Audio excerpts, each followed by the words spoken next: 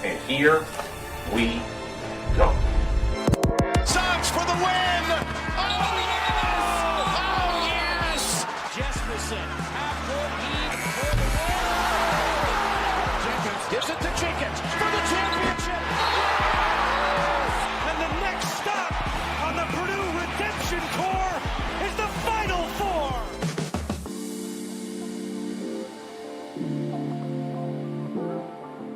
Hello, friends. Welcome back into another episode of the D1 and Done pod. This episode brought to you by the official Mountain West and SEC correspondents, the benefactors of the pod, the Hagen Hall boys. Make sure you give us a follow on our social media pages, Facebook, Twitter, Instagram. You can also find us on TikTok and YouTube, where producer Jake continues to keep up with our shorts and short videos that are going out across social media. And that is a great way to get our quick takes on things. They may not be right, but they will certainly get you fired up in one way or another. I am Robbie Donahoe. With me, as always, Nick Mills and Dusty Mills. Producer Jake is the hand from the clouds that's currently coming down, making sure that we don't do anything stupid on the recording. So here we are. We are back again talking college hoops. We were going to do a Elite Eight preview pod, but all three of us were kind of in a period of mourning and going through these stages of grief after seeing our teams lose. We had technical difficulties, Robbie. Sorry, technical difficulties. Darn it. We were really looking forward to it. Man, that's a tough break. Mm-hmm. Yeah, we don't take losing very well. It was not fun. I should say this. We had a great time at the Sweet 16. It was really fun. It sucked watching both Kentucky and Purdue lose, but it was a great experience. And once again, a shout out and all the appreciation goes to Brian Mills for getting that group together and getting that crew in that position. So we had an absolute blast and would love to do it again. You know, but let's say same time, same place, like in 1 year, maybe. Who knows? Maybe in April in Indianapolis, some might say. Maybe. Perhaps we could see what goes on there. So on this show, we're going to preview our Final Four. We have all 4 1 seeds in the Final Four for the first time since 2008. It is a star-studded, loaded Final Four. All 4 teams, 32 wins or more, 5 losses or less. We will recap our experience of the Sweet 16 and kind of give our take on what happened with the Sweet 16 and the Elite Eight. We're going to touch on the transfer portal and the coaching carousel as well. So we have many things to jump into. But first, I'll start with Nick, your thoughts on what we have for our Final Four coming up on Saturday. Let me just preview real quick. Florida Auburn will kick us off at 6:09 p.m. Eastern Time on Saturday, April 5th. And then Houston Duke will be the nightcap at 8:49 p.m. All those games will be on CBS this year. What do we think about this year's Final Four? So a little peek behind the curtain for the fans out there. So since we missed the Elite Eight podcast because again technical difficulties out of our control, yes, we were trying to discuss how to do this podcast. Like, do we start the game Sweet 16 Elite Eight? But I think we decided on Final Four because for the reason this might be, some people claim to be the most talented Final Four we've had maybe ever, based on just advanced metrics, aping all 4 1 seeds, blah blah blah. I say all that to say, to me, the story right now is the Final Four set, and again, it is all 4 1 seeds in. Like I just mentioned, you can make the argument it might be the greatest 4 teams in one Final Four ever. And I don't know if that's exactly true, but nonetheless, just think about how insane this field is. Okay, so again, it's the 4-1 seed, second time ever since 2008, was the other time, also in San Antonio. These 4 teams are all top 10 all time in KenPom efficiency numbers, which is crazy. They're all top 10 in adjusted offense and defense. And honestly, these 4 teams have been the 4 best teams all year. And they've all kind of been in a tier of their own, right? It's not really been a top 3 or a top 5 or anything like that. It has been like a top 4, which has been pretty cool. And honestly, so Auburn's the number 1 overall seed, right? And then on top of that, you have Duke. Again, the other 3 teams are not the number 1 overall seed. Duke has lost 1 since November 26th. Houston has lost 1 since November 30th. And Florida's lost once since February 1st. So they've all just been kicking butt for, essentially, Florida's case, 2 months, and Houston and Duke's case since Feast Week. They basically have just not lost basketball games. And to me, the 2 other things that are cool about it, we have 3 of the 5 first-team All-Americans in the Final Four, with Clayton, Broom, and Flagg. Again, also two of the, Player of the Year nominees, and Flagg and Broom, who I'm sure we'll get to in his injury. And then the last thing I think is really cool is 4 coaches who have never won a natty before, and someone's finally going to prevail. 2 old guys, 2 young guys. So all that to say, I think this is just an awesome Final Four, and I know we're just a little, not controversial. A lot of people were probably not happy about 4 1 seeds. I think it's cool just every now and then get this. It would not be fun with every single year, in my opinion, but I think for 1 year, it's pretty cool, especially when I mentioned earlier, they've been the 4 best teams all year, too. We've had so many people that have said, oh, it's boring that we get all 4 seeds in the Final Four. No, this is kind of what you want.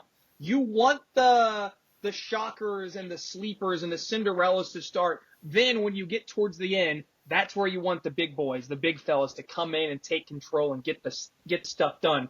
And yes, I agree with you, Nick.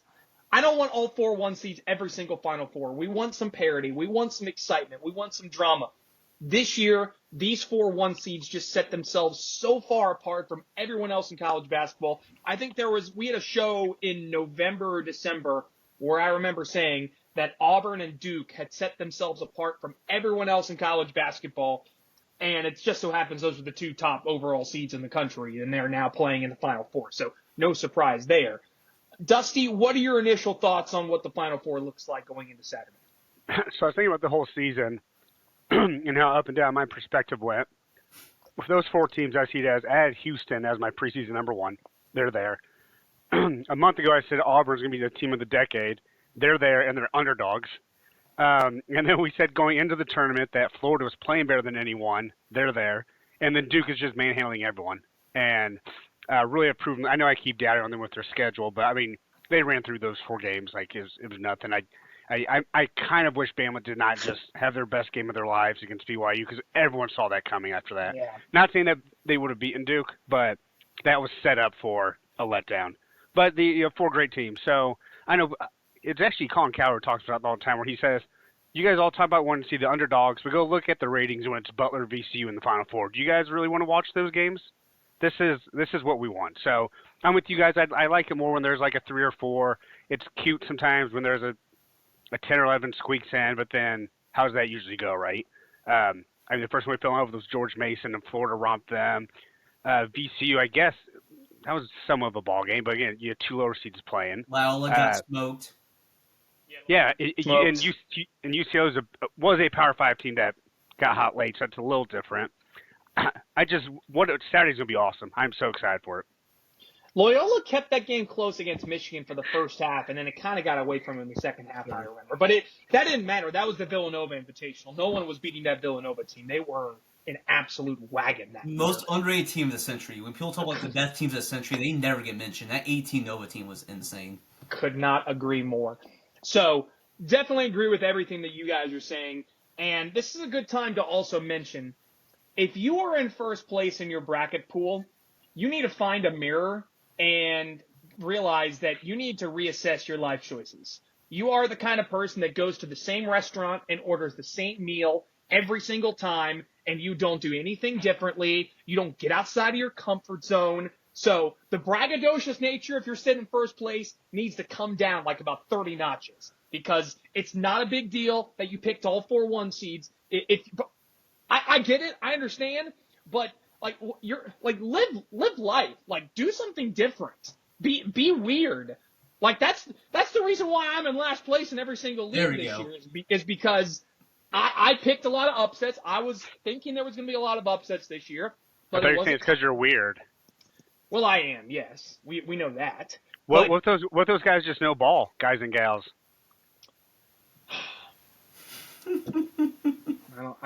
Then go fill out the women's basketball tournament bracket every year, because that's how it goes every single year. It's all 1 seeds and then an occasional 2 seed. It's all the 1 seed in UConn when they're not a 1 seed, a la this year. Which is basically this year, exactly. So, yeah. And it probably helps Juju Watkins was not in the game either, or else it may have been all 1 seeds. Very much so. Very much so. So let's look at the lines for each of these games. As Dusty mentioned, Auburn an underdog going into Saturday night's game. Florida 2.5-point favorite. The over-under team total 160.5, and then Duke a 5.5-point favorite. 136.5 is the team total. Let's just start with Florida Auburn, and Nick, what way do you side in that matchup? What do you think is going to be some of the key factors going into that game? So there's 2 thoughts here. First of all, Broom's health, I think, is the big question, right? Because as I was pointing out on the internet, it seems like he mouthed the words "I'm done" when he walked off the court. Then 5 minutes later, he's out on the court. Granted, he was not really using that off arm, which should be noted. I believe it is his non-shooting arm that got hurt. So to me, it's all about his health. I mean, it's not all about that. That's gonna be the main question about this game going in. And what does it mean that Florida's already played them and smoked them? Like, does that mean anything at all? I don't know. I think it does. I think it helps to play a team already. I don't think, I'm not saying it's going to be a complete opposite of the game before, but I think it does help to already play a team before. Like how Arizona played Duke better, I thought, the second time around. And the other thing is, I think interesting, Florida's not played their A-plus game yet so far this tournament. They only won by 2 on UConn. Maryland first half was weird. They only up 2 of the first half, and then I'm sure we'll get to it. They're down 9 with 3 minutes to play against Texas Tech. So I don't know. Like, are they kind of maybe not the Trinity pick we all thought they was? I don't know. So this is I think it's going to be a lot of 50-50 on what people pick on this game. Actually, I take that back. I think a lot of people probably can pick Florida. I think Auburn, I'm guessing it's going to be at least picked to win a Natty still, despite being number 1 overall seed. So, but again, to me, Broom and Florida not playing their A-plus game yet are kind of two things I'm thinking about going to this game. It's kind of surprising that Florida is the favorite with how dominant Auburn looked in that second half against Michigan State. Like they buried the Spartans in that game at the end, and it was the second half of that Michigan game and the end of that Michigan State game where Auburn looked like they looked when they were in November and December for the first time in a while, I thought. And seeing that made me think, man, if Florida comes out with their B-plus game like they have been playing, Auburn's going to beat them. So that's why I'm a little surprised that Florida is the favorite. But I can see it. I think it's a true toss-up. Dusty, what way are you leading? I mean, Nick kind of said pretty well. I mean, you went for Florida to have one of those amazing full game. Oh. They have one of those amazing. Uh-oh. Who's at the door? Oh, Milo. That's his dog for the record, people. You're waiting for Florida to have one of those full games where they just put it all together and just basically do what they're doing in the SEC tournament. That hasn't happened, but clearly you can't bury them right now either. Especially you have Walter Clayton, who basically is just chilling until he's like, oh, okay, well, give me the rock and just move. I'll take it from here. But the way Auburn's been playing, like you said, the last half against Michigan, most of the Michigan State game, really definitely the second half. I call them the best team all year. I'd refuse to go against Auburn in a situation like this. I was surprised as well that they're actually underdogs, but taking into account Florida, I mean, I know it was a 9-point game, I believe, in Auburn. It was not a 9-point game. I mean, that was a 15, 20-point game the entire time. At least felt like it on Auburn's home floor. And that felt like when Auburn first took the little chink in their armor, I would say. So with that said, I mean, Auburn has something to prove as well. So as of Tuesday, April 1st, not a joke, I'm feeling Auburn right now. I would tend to agree. I just want to bring up that box score one more time just to go through it. That 90-81 win by Florida at Auburn. Florida had 5 guys score in double figures, 13 for 33 from 3. Pretty equal on the boards. Miles Kelly was the one that kind of kept him in the game. Tahad Pettiford came off the bench and gave good minutes for Auburn. So did Shaney Johnson. But Janai Broom, 18 and 11. Chad Baker-Mazara wasn't much of an impact. Neither was Denver Jones.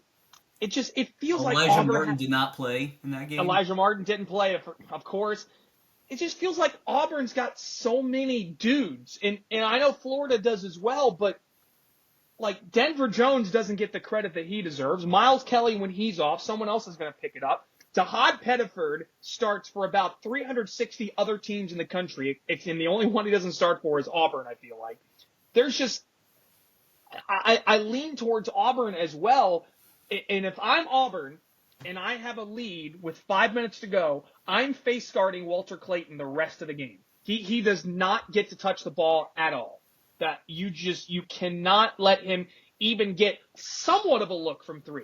And it's ironic that he basically went all Steph Curry and Steph Curry's arena in those last 2 games, that Sweet 16 Elite 8 game. He was like every single shot he took in that Texas Tech game at the end of that game was contested.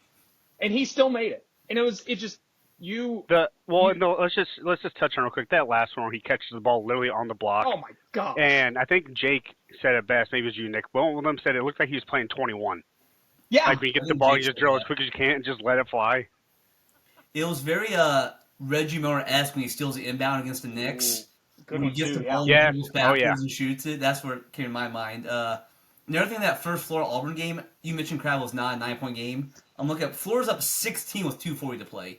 So yeah, it was already firmly out of reach. By the way, you mentioned Walter Clayton. Tommy Howell had 2 big threes at the end of that Texas Tech game too. Yeah. He went from 9 and 3 on his 2 threes, but he's been the difference. I mean, bringing him off kind of a no-show.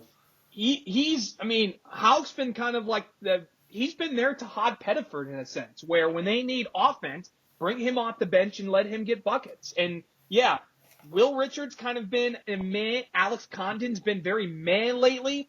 Elijah Martin towards the end of games has been better, but they need more consistency across the board if Florida's going to have any kind of a chance. And I don't think they can get away with just being good enough, because when you're playing a team like Auburn and the way they can bury you quick with their defensive intensity,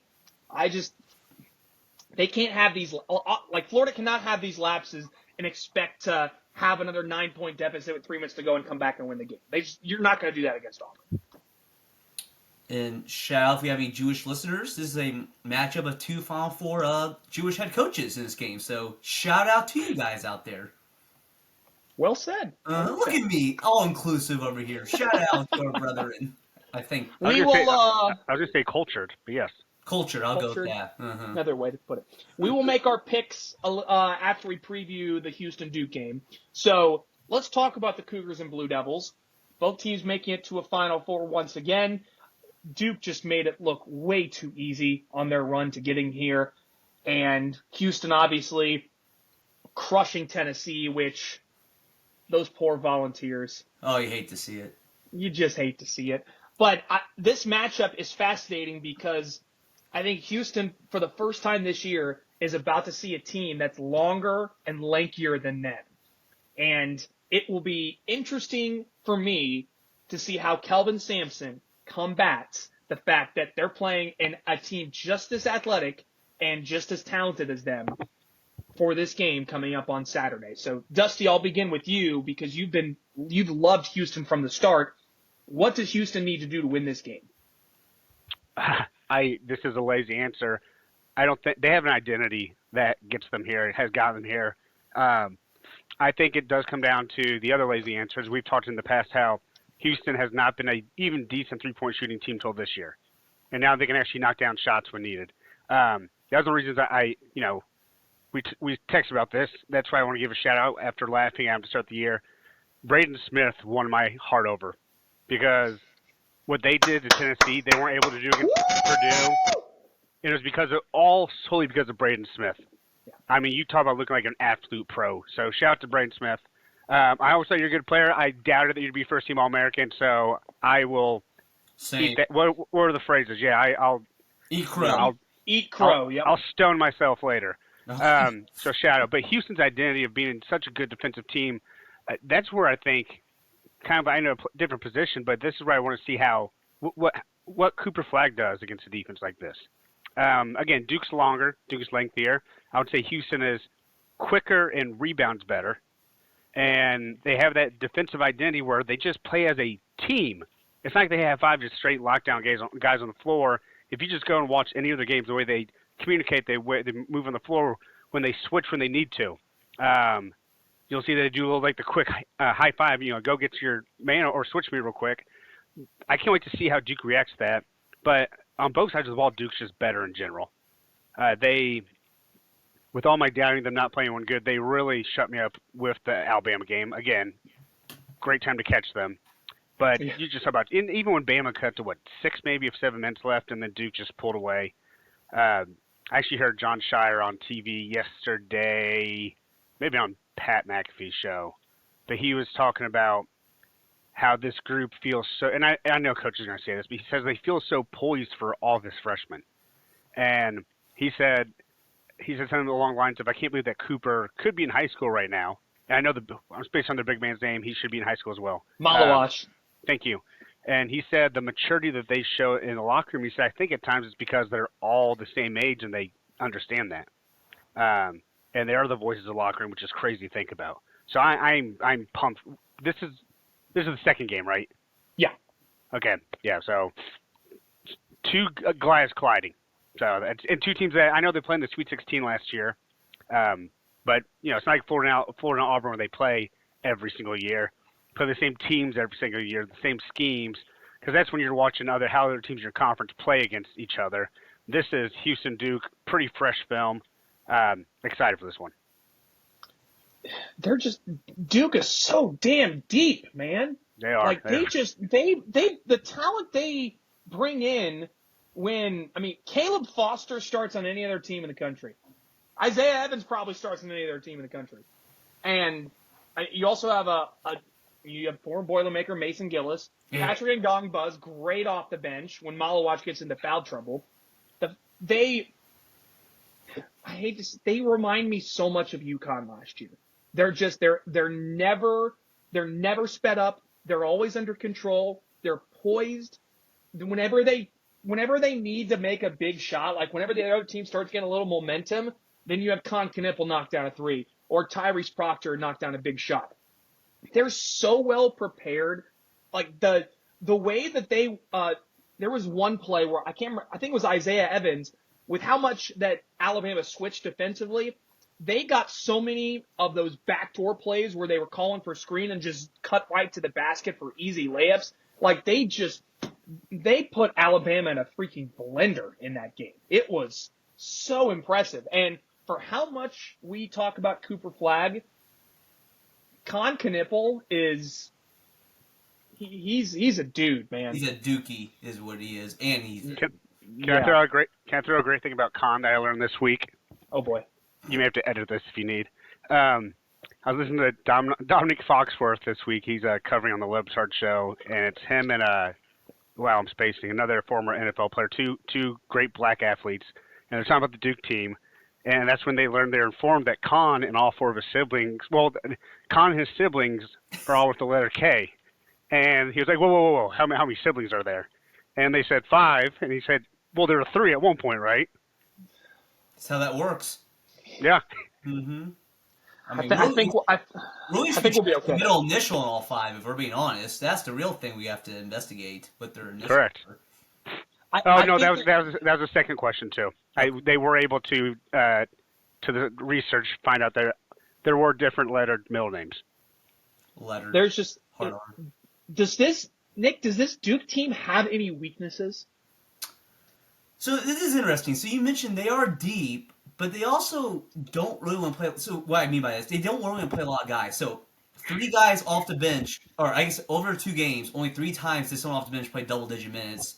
No more than 14 minutes by any of their bench players. So they really like to play their granted, like 7 dudes come off the bench. None of them just play a substantial amount. So maybe that's the place you can exploit them. Like, can they, if you really want to test their bench, like, can they play long stretches with the guys off the bench? That's probably the weakest part you can get them at, because what makes Duke so horrifying, they're top 4 in both offense and defense, in adjusted offense and defense. So that's probably, I think, the main area, because what's horrifying about them is, so Thursday night, Caleb Love balls out against them. Shout out Mike Prince, went out 35, but Caleb Love, not Caleb, the other C, Cooper Flagg had 30 on the game. That may have been Cooper Flagg's best game as a Dookie on Thursday night. And then Saturday, he was fine. He was 6 of 16 from the field. I can say he played bad by any means, but it was a Knippel and Proctor show, so they just took over. I say all that to say, like, what's horrifying about them, they all kind of like, anyone can step up for them. They're very, very deep. They're very horrifying. They're very well coached, unfortunately. Only Duke, they lose a legend. They find Shire in year 3. He already has the best team in the country. I know. It's sickening. By the way, I hate how everyone likes Duke now, or not. Everyone's talking about this is a very likable Duke team. No. I hate No, they're not likable. They're good. Did anyone hear this? They're talking about Shire was like, after Elite 8 loss last year, like, as a program, they had to look in the mirror and think about their philosophies, and that's what got them to this year. Okay, first of all, you lost in Elite 8 last year. Calm down. Secondly, you got the #1 player in the country to come in and Cooper Flagg, okay? That's not some deep like thinking thing. Like I have a good idea. Let's just get Cooper Flag. So I say, let's say they're still Duke. They are still Duke. They still have the BS, and they're really good. They're really, really freaking good. They've got three. They smoked Alabama Saturday. They've got 3 top 15 picks. Like, there's nothing to change about your philosophy. Well, that's like, yeah. what are we doing? We're come to Jesus moment. That's it, Robbie. The philosophy was get the top, through the top 15 players. It's smart philosophy. Let's go get the best high school recruits since Zion. That's actually a great idea. Nice job, Duke. Congratulations. They are. I go back to this UConn where it just you feel almost you feel like that you can you're in the game, but you're never really in the game with them, and that's what it's felt like with every team that's played them in this tournament. It's oh man, that Baylor team could match up with them. And, oh, boy, what happened? And then we go to Arizona. Man, Caleb Love, he can't miss. Gosh dang, like, Tyrese Proctor keeps making shots. He does not miss. No. And then you get to this Elite Eight game against Alabama, man. Mark Sears, look out. And then they basically ran all of their offense trying to take advantage of his ability as a defender. And it just, you put him in and then when you think, well, they're not a very athletic team. Con Knippel's way more athletic than you think, and so is Cooper Flag. Okay, so maybe we can beat them off the dribble. Well, then you got a 7'2" guy guarding the rim. It was the same way with UConn. It was like, hey, we could possibly get past Cam Spencer. He's not super fast, but then there's Donovan Clingan at the rim. You feel like it feels so helpless playing them. I was going to say helpless, yes. Yeah, you have such a helpless feeling when you play this Duke team. And I wish I would have seen it earlier in the ACC, but I think it's also a fact that the ACC freaking sucked this year, and we never got to see Duke at their true best outside of that win over Auburn. The point and now the Wolves had to play the team. Literally. So I think the only way Houston can win this game, they have to make it nasty and physical and just a rugged game. They're going to have to. They have to, like, the officiating is going to have to help Houston this game for them to have a chance. They have to be able to get the same officials from that Tennessee game and allow them to play physical. That's the only way that they're going to win this game, because if Duke plays the way that they've been playing, I'll be honest, I don't think anyone's beaten that Duke team. But you have to find a way for them to lose their poise. You have to find a way to speed them up, or just somehow get them in a freshman moment. That is the only way that you're going to be able to beat this Duke team. I don't think Houston can do it. Real quick, Robbie, producer Jake, am I the only one who can hear that? No, Jake is here. Jake, can you mute your microphone or something? There we go. Okay, Jake just checking in, saying hi. Back in the clouds. Let's pick these games then.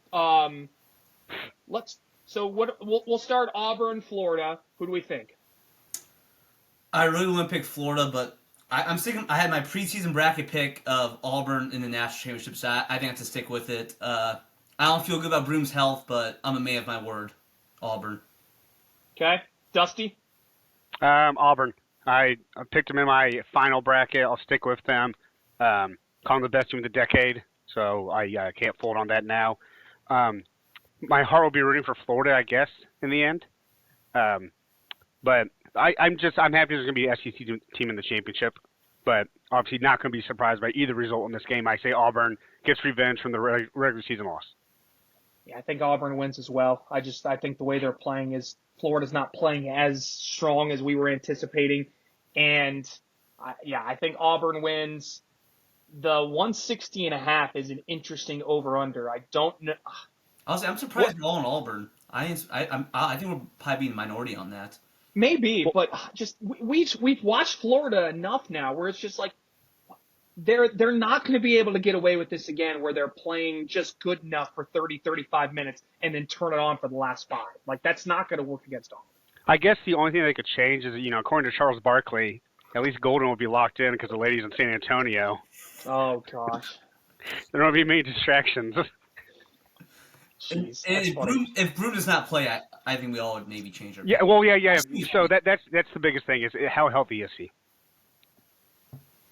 Houston Duke. I'll go ahead and say it. I think Duke wins. I think Duke covers. I think this I just don't see how Houston's going to put off Duke enough and have them lose their poise in this kind of a game. They don't play like freshmen, and this team just seems destined to be in a title game. So I like Duke, and I like them over -5.5. They've been too good. Nick? I'm with Dusty. Houston's been my natty pick since the beginning. I believe in this team. I think this is Kelvin Sampson's year. I think it's just too early for Shire. Granted, they have Cooper Flag, Con Nipple, all the guys. I could change all that, but I've always been told in sports, defense wins championships. Houston's the number one defense in the country. They're going to play Monday night in San Antonio. All right. Dusty? I think as of right now, Duke is the better team. I think Shire's a hell of a coach. They're going to have the best player on the floor. With that said, I have a Hakeem Olajuwon poster if I was in my normal office hanging behind me. I couldn't have a Houston Astros shirt. I got to compliment the gym yesterday because I was wearing a Rocket shirt, but it only said Houston, so someone thought I was wearing a Houston Cougar shirt. I picked Houston as a preseason number 1. And Nick, you know what? You reminded me. We're supposed to be unbiased on this pod. No, I hate Duke. Yeah! Go Houston, baby. Yeah. I love it. And then we're going to TP, not burn down Shashevskyville. That's fair. Good. By the way, shout out to the Houston fans that I ran into after the game that were complaining that yeah. they had to play a road game in Indianapolis. Well, now you get a home game in San Antonio, so shut the F up. Well earned. Stop whining. Yeah, well absolutely well earned. Like they deserve to be. They didn't just beat McNeese to get their home game, you know. Oh, is it funny? Do we want to pick the national championship game then? I assume both of you guys are taking Houston then. Yeah, can I have a prediction too on this? I'm calling this out. 2 close games Saturday, then a blowout Monday night. For a reason, 4 of the last 6 national championship games have kind of been double-digit plus. Blah. So I don't know why this happens. So that's my prediction. Houston by 12 over Auburn. Wow. Now I'm afraid of picking Houston. They lose. You have to pick Houston now. Jeez. All right, go Cougars. Kelvin Sampson, congratulations. All right. Unfortunately, I think it's going to be Duke winning it all. I'm glad someone picked Duke. Good. Yeah, they're too strong. They've looked too good. If they play the way they played up until this point, I don't see anyone beating them. So I'll take Duke to win the national title. It'll be nice to see a Boilermaker get a ring, Mason Gillis. So at least I have that small part to be happy about. But this is when I do wish we had the mute button. Get out of here with that. Also, a great pod for JTF to listen to, not be able to speak who he's predicting. Right. Perfect. Oh, yeah. Perfectly I meant to make this point earlier. I'm sure Jake will have said it. You said Florida can't keep doing what they're doing. Walter Clayton just might save them every game. Obviously, he might just do this every single game. He might. The way things are going, you never know. Okay, let's, while we've gotten our Final Four national championship in, since we didn't do a pod after the Sweet 16 Elite 8, because again, technical difficulties, completely out of our control, let's at least give our thoughts after seeing Purdue and Kentucky both lose, because it sucked, and it's a tough way to end, but we did have a great time once again. Nick, what did you think of the Sweet 16 Elite 8 overall? Your thoughts on Kentucky or Purdue or whatever else you want to take this direction? A lot to say here. First of all, it was so perfect. Like, our vibes walking into the stadium compared to walking out of the stadium were such great vibes Friday afternoon. The sun was shining. It was great. But Robbie and Dusty, the age-old question of basketball is, right? Would you rather lose by 50 or lose at the buzzer, right? That's always kind of the question. Well, good news for the pod. We got both of those for our night. Kentucky got dominated the whole first half against Tennessee. It was hell. It was my worst nightmare. We talked about the bracket show. To get dominated by Tennessee. Again, whole first half was better, second half, whatever. They're playing Rocky Top. Ziegler's hitting threes. Lanier's hitting every tough shot. I believe we got down 19 the first half. It was not fun. Tennessee, unless it pains me to say, they came out like gangbusters. I think that's a good term. Yeah, what busters? What busters? Gangbusters, right? Is that a good term? Yeah, that's the correct term. I think no, so. You're right. I almost said it. Tonal line there. But yeah, so it stunk. I hate losing to them. We've talked about Tennessee and nauseam in the show, but I have to eat crow too. They all the smack Kentucky fans talked, winning the 2 games regular season, Tennessee brought it. They punched them in the face. They're the better team. And they would not let Kentucky, cut to 9 or 10 the second half. We were there, tons of blue there, and the crowd wanted to get into it, just never could. It tried, so it sucked. And Robbie, I'll say most of Purdue for you. They battled their asses off. That was an awesome performance. Braden Smith had 15 assists, just some tough calls. I'm sure you're against that at the end, but Houston made the play at the end. So, not a fun night for the boys. We had the 2 different ends of losing. One of us to our arch rival, but at least we're not Final Four. The joke's Tennessee still has as many Final Fours as I do, and I didn't play college basketball. So, good job, guys. Dusty, were you surprised at how Kentucky they didn't seem, they weren't physical, they didn't seem mentally there. They almost played scared in a sense. The first time this year, I thought they were kind of in over their heads. Yeah. Which I was stunned by. Hello Disney. Like Nick talked about the vibes leaving that night, which as 3 of us, I mean, what time did you go in, Robbie? I think I walked in the door at like 2:30 in the morning. I walked in at 2:00 and then proceeded to sit on the toilet for 4 hours. So yeah. There you go. We'll talk about that. We'll talk about that in a moment. So I was going to say the vibes, because we went back Sunday for the Houston-Tennessee game, and just the vibes driving on Friday to the arena compared to Saturday, where it's like you're just going for a job, essentially. Glad we went. Great time. Yeah, I was stunned by Tennessee. I mean, by Kentucky, like almost both in a sense. That's the Tennessee team that kind of we thought we were going to get most of the year, but they're so up and down in so many games because we've seen them not play as bad as they did against Houston, but we've seen them drop some horrible games in there. I do like that Carr finally learned how to dunk in the second half. That was a nice turnaround. 3 second-half dunks. But, yeah, it was a letdown. Like Nick said, we were begging to get into that game. I mean, I think we cut it to, 12 at one point, and they scored 5 points in, 5 seconds. And what was that one play where it was like a dunk, and then Ziegler got the steal and then made that's that what I'm talking about. Yeah, yeah. 5 points just like that. And I think that took it from 12 to 17. Yeah. So just deflating. It was a shame. Even those fans there and wanted to get into it so bad, like we've said multiple times now, and it just wasn't their night, and a sad way for a fun season to end. Very much so. All right, we'll mention Purdue, then we'll talk transfer portal and coaching carousel. So first and foremost, man, I'm damn proud to be a Boilermaker. Like they freaking brought it. They played their ass off. I could not have asked for more from a team in that kind of a game. And that felt, I left the arena, I left Lucas Oil Stadium. I was disappointed. I was bummed.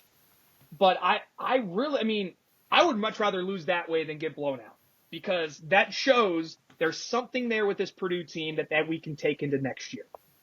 And yes, Miles Colvin is transferring, and that's a bit of a bummer.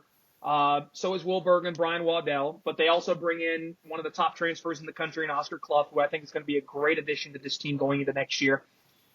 You can say as much as you want in that game about the officiating, about the foul calls. Yes, it was 100% a push off. Yes, Cam Heide got fouled on that late rebound. There were bad calls across the board. I don't know how. They cut off Purdue was off Houston that one time. Right. I don't know how, in God's infinite wisdom, that Houston only had 14 fouls in that game total. It doesn't make any sense. But I was proud with how this team continued. When they got down 10 with about 5 minutes to go, it was like, okay, this isn't looking good. But they came back, he made big shots, got big stops, big rebounds. Cam Heide with that fadeaway corner three. When I saw it leave his hand, I said short because it looked like it, and then he buried it, which was awesome. That was the most un-Purdue performance I've seen in a long time because that team had every reason to give up, give in, lose by 10 to 15. It's a good season. Let's go to next year. And that didn't happen. They continue to fight. Yes, that last end-of-game play sucked. And yes, give all the credit to Kelvin Sampson for knowing how Purdue defends out-of-bounds plays. It wasn't this people are making this out that Kelvin Sampson's a fucking savant, which, slow your roll, okay? Because, he saw the fact that Purdue switches off who's ever defending the ball out of bounds and then pass it back in. Okay, that's fine. Great play call, smart move. love the game. Yes, I get it. But people are saying, wow, let's dissect this second by second to see how incredible this was. Bitch, it was an inbounds play. Okay? Let's calm the fuck down and just realize that, okay, yeah, great play. Awesome that they won it, but chill the fuck out. Okay? I don't know why people were losing their freaking minds over the fact that it was an out of bounds play where they got an open layup. You took advantage of Purdue in a bad moment that they should not have defended an out of bounds play that way. Okay, move on. That being said, it sucks that Purdue lost that way, but this team is going to be back in that stadium in 1 year's time. Yeah, Robbie. Yeah, Right Robbie. now. Okay, as far as I will be there watching Purdue play in the Final Four. Yes. Okay. You can clip this right now. That Purdue team is going to be playing in the Final Four. Clip it, Jake. So they bring back everyone outside of Miles Colvin, Will Berg, and Brian Waddell. Everyone will be back. No Iceberg? He's transferring, unfortunately. Oh. So you get Daniel Jacobson. You get Oscar Klupp, who's going to be a great addition with kind of his game and the way he plays with Trey Kaufman-Renn. You have plenty of great guards. C.J. Cox really came of age towards the end of that tournament. Cam Heide has been great. Jakari Harris, as long as he sticks, is going to be a lockdown defender. Purdue has all of the pieces going into next year to be a Final Four and national champion kind of team. This year was not the year. As I've said it a billion times, it's going to be next year. And they proved it playing against a Houston team that is one of the best teams in the country. They were right there, right at the end, and just needed that little bit extra to get it over the top and couldn't do it, unfortunately. So, great environment. Fans were awesome. That's just, again, the first step towards this team going to win a national championship. And it was a great time, had a blast, and really enjoyed spending with all of you and also GFOP, Nate and Matt and Brian Mills and everyone else that was there. It was a great time. Absolutely. It was so perfect. Just how it was the magic and just pain of sports. Just all of us being together was so much fun, Robbie. But yeah. No, once again, we all walk out looking so depressing. That we have no good memories in that stupid stadium at this point. Again, I wasn't depressed. I was more disappointed than anything. Weirdly enough, probably the first time that I've ever experienced this after watching Purdue lose in the tournament, I had hope. I had optimism because I know this team is coming back as is, and I know they're going to run it back and be just as good, if not better, next year. And I am super excited for next year with the team that's returning because they showed it Friday night. They can beat anyone in the country. And now you don't have to deal with the dumb COVID rule for getting a fifth year or 6th year playing. You're going to play against guys that you are on the same level, same age as. Purdue is at the proper moment to be able to go win a national title. It's coming up next year. Love it, Robbie. Love the optimism. Before we move on, can I just run through the other things we missed in Sweet 16 in like 30 seconds? Yeah. So the other things we missed, again, technical difficulties. First thing first, Auburn, Michigan State were both down 48-39 with 12:15 to play and both won. That's just odd. Same score, same time. So shout out to them. We already mentioned Caleb Love, 35 points. Went out like a king. I love you forever, Caleb Love. Gave Arizona a chance and they covered. Shout out to them. Bama was 25-51 from 3 against BYU. Good Lord. They're outscored in paint 50-16, won by 25. That hurt. 25 points. Insane. Maryland in their last second half with Willard went about as he expected. I'm sure we'll get to that later. Hysterical. Kevin Willard is now the Nova coach. The vibes were awful. Sorry, Maryland fans. I guess Buzz Williams is your coach now, so. I have an amazing factoid about the Willard thing, or Willard thing. We'll get there. Perfect. And lastly, Texas Tech had comeback versus Arkansas.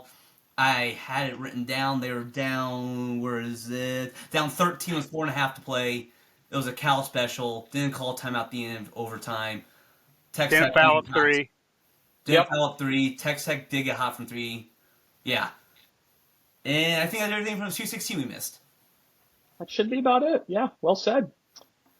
Let's turn our attention now to the transfer portal. And if you are listening to this right now, you are also in the transfer portal. Currently, there are 754 players in the transfer portal according to On3 Recruiting, which is absolutely insane. Some of the notable ones that have popped in over the last day or so, Xavier Booker at Michigan State. He is now in the transfer portal, which I guess not too surprising. Go for it, yeah. If you say most college basketball teams field 15 players, so that would mean there's a total of 50 teams in the portal as we speak. Insane. That's nuts. Sorry. Keep going with those. Trey Donaldson, Michigan guard. He just went into the portal. Maybe a bit of a surprise there. Michi Johnson has now once again. This is the Nick Funny of the week right here. It has to be. So Michi Johnson starts his career at South Carolina. He started his career at Ohio State. Ohio State, yeah. Yeah. Then transferred to South Carolina. Then decided to transfer back to Ohio State last year. He's now transferred once again back to South Carolina. By the way, why does South Carolina want him to begin with? For the bit? I think that might be. He's well traveled veteran. I think they did just for the bit. Be like, this is hysterical. Might as well keep it going. Maybe the shocker transfer is Trey Holloman from Michigan State going into the portal. And some people saying, oh, no one transfers from Michigan State. Well, remember A.J. Hogarth transferred last year. He transferred out of Michigan State, went to Vanderbilt. Well, did you guys see that Izzo, I think it was just yesterday, said this was like his closest team he's ever had and called him his glue guy, and the next day he's in the portal. Oh, no. Gosh. Yeah, that's Izzo may retire this offseason. Yeah, that's got to hurt the ego a little bit. Alabama maybe have got the biggest transfer in, the 7-foot center Noah Williamson from Bucknell. That was a good pickup for them. Purdue made a big splash getting Oscar Klupp, as I've mentioned. Other than that, so one thing that's been Elliot Cadeau, I got to mention him. He's going from North Carolina to Michigan. That was a big one. The big one, Donovan Dent, going from New Mexico to UCLA. Donovan Dent, New Mexico to UCLA is another one as well. What I don't I have a take on this. This is basically NFL free agency for college basketball. And I'm not sure why we're doing it now. If college basketball wants to remain relevant, find a way to get this done after the national championship, where you can have contact, but you can't commit to a team until after the title game, when college basketball gets in the True, but even then you're going to get the claim you didn't speak. Sure. It would be very NBA-ish, but almost the most exciting part of the NBA season is the free agent when it opens on 4th of July. Right. So yeah, if college basketball could focus on that during a time in the sporting year where it's really just baseball going on and I guess the NFL draft. Let me say the right, NBA and NHL playoffs. I don't really know the right time for college basketball to peak all this, but it's not during the tournament. That's for sure. I agree. Jacoby Gillespie, another guy from Maryland, supposedly going to Tennessee. Why is he transferring? Is his coach not there anymore? Apparently not.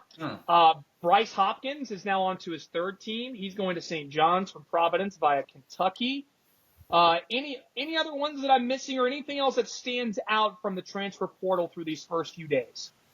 Just two things. First off, I'm shocked when someone doesn't enter the transfer portal at this point. I generally just assume every player can enter it. The other one I would say is what's Eagle Staff's first name from North Dakota? Tam. I think. Yeah. To South Carolina. A lot of people like Kentucky, Kansas, and others were big on him, and he's going to South Carolina. It was announced during Houston, Tennessee. Meet friend of the pod, Nate. We're like, what the heck?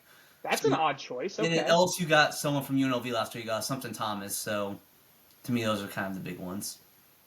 Flory Badunga, obviously one you want to keep an eye on. That's a local Indiana kid that supposedly might stay at Kansas, but he's going to have his agents basically negotiating on his behalf. So we will see kind of where that goes. Dusty, anything else about the transfer portal I'm missing, or anything else that you want to talk about? Two random ones are Big Z from Arkansas via Kentucky, put his name in. And I was really thrown off, not that he's a big name, but that Kerr Kreesa's leaving or putting his name in. But I'm also hearing rumblings in Lexington. I don't know if you've seen anything that it might be more of a mutual split, per se. Oh. Yeah, so, I really – that wouldn't surprise me, though. Yeah, and then a hometown one is Jalen Jackson going to Butler. I forget where he played high school, but IPFW kid. So that's a good one. One close to home. Should also mention Drexel's Yame Butler is also transferring to Butler. So will Yame Butler be playing for the name on the front or the name on the back? Wow, or a little double dip. Hard to say. One of my favorite, well, this, not my favorite. My least favorite part of the transfer portal has been seeing all of the Illinois trolls on Twitter basically saying all these Purdue transfers. What's happening in West Lafayette? Is there a max exodus? What's going to happen? You can say all the shit you want, Illinois fans, but you're still just an average program. Sorry. It is. Like, I'm starting to get like a tier list of fan bases that I hate. Tennessee was up there. Illinois has surpassed Tennessee. Like, I think Illinois are my most disliked fan base that I have currently. And it is great to see them just continue to cope through their average to above average seasons. And they're one of their most important players that was supposed to come back next year, Morez Johnson. He's in the transfer portal. From Illinois, by the way. From Illinois. Brad Underwood is going to continue to find mercenaries and put together teams just with glue and look grumpy all the time. And look grumpy all the time. This is what Illinois has decided they want, and it is what it is. That's fine. So there you go. Last thing, let's talk about the coaching carousel. And you mentioned it, Nick. I'll start with you. The Buzz Williams going from A&M to Maryland. What do we think about that? So I'll have it exactly in front of me. So again, he's gone Marquette. I'm talking Buzz Williams, people. Marquette, Vodtech, Texas A&M, and now Maryland. I leave the three other stops is all between 5 to 6 years. So this is kind of the map for him. He's gonna kind of Larry Brown it, be at one place for not too long. And I like Buzz Williams. I'm not saying it's like as an insult. It's just what it is. He's gonna be there 5 to 6 years. And again, he's never like at a top 20 program. He's kind of at these like middle to upper tier programs, which I kind of respect. It's kind of like John Tapper on Bar Rescue, just going to program trying to help. Like he made trying to clean up the mess. Basketball program. Yeah, it's awesome. So I think it's a good fit. He'll be gone in 6 years. We probably go coach. I don't know, Oregon State. No. He needs to go to. So he's got the Big East, Marquette, ACC, Virginia Tech, A&M, SEC, Maryland, Big Ten. He's destined for the Big 12. Yeah. Congratulations to the TCU Horned Frogs in 2031. Your new head coach is Buzz Williams. Yeah, Jamie Dixon. That's perfect. Jamie Dixon. I say Jamie Dixon's probably going to he's going to retire soon. And real quick on Texas A&M, I saw a tweet the other day that if you're a senior A&M, you've already seen now 3 basketball coaches, 3 baseball coaches, 2 football coaches, and 2 ADs. And you had Mark Stoops your coach for 2 hours. You can add them. Yeah, congratulations for that. So 3 football coaches. So the rumor is, the new AD, by the way, there is Trev Alberts. I don't know if you knew that. No. Trev Alberts supposedly has been told, go get Chris Beard. Can you imagine that? No, Texas, I can't either. Texas fans would be ready to go. The man would be on his 3rd D1 Texas. No, 4th, 3rd. Yeah, 3rd because he was at Texas. Then he was at Texas Tech. Now he's going to be at A&M. Like, what? In like the 3 like ones with like the Texas name in it. He's not been at Baylor, Houston, UTEP. I guess UTEP has a name in it. But you get my point. That'd be hysterical to go 3 for 3 on that. Well, so we buried the bigger lead. Kevin Willard to Villanova. I will be honest. I think this is an awful hire for Villanova. I would have kept Kyle Neptune for another year, in my opinion. What has Kevin Willard done outside of this season to be deserving of a coaching job of a team that's won national championships in the last decade? Yeah, this is very, very interesting. First of all, I agree with 99% of you're saying. The Kyle Neptune part, Robbie. I think they'd rather have had one of us 3 coaching next year than Kyle Neptune. I think that. Maybe. But just to go through all this drama. Again, it's not because Nova did anything wrong per se, but it's clear Kevin Willard is a maybe not the easiest guy to get along with. It's kind of like the NFL quarterback conversation, right? It's the distraction doesn't outweigh the talent.